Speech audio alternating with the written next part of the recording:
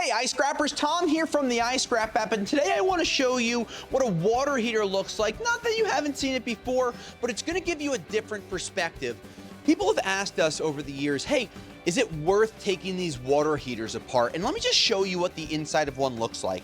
So this is just a standard water heater, but this one has been cut in half. It was easier for the customer to bring it here.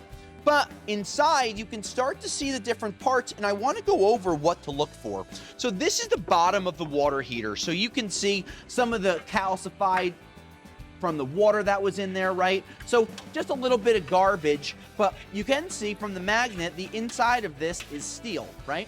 Then you have different pieces that you can start touching, another piece of steel. You have the center column that would have the hot water go up and through, also steel, right? Inside. But then this is the important part. Everyone asks, why do scrapyards not always pay per pound and by piece? Look at all this garbage, right? When you have a water heater, you have all of this styrofoam throughout the whole thing. Does it weigh a lot? Absolutely not. But when you get the machine and the claw goes and crunches this thing, what you will have is a massive amount of garbage and debris, which becomes a contaminant to the yard, goes all over the place. Just something to think about.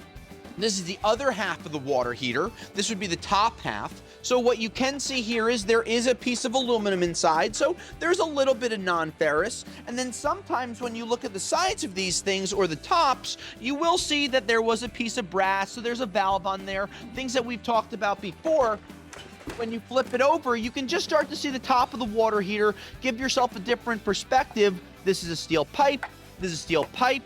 These are all steel here. But again, knowing what's inside of something is going to help you make more money by not processing it more. But just remember, if these come in really heavy, sometimes they might be full of water. So you want to make sure you put a hole in them, drain them, and then you have a clean piece of scrap to sell to your scrapyard. Any other questions? Let us know.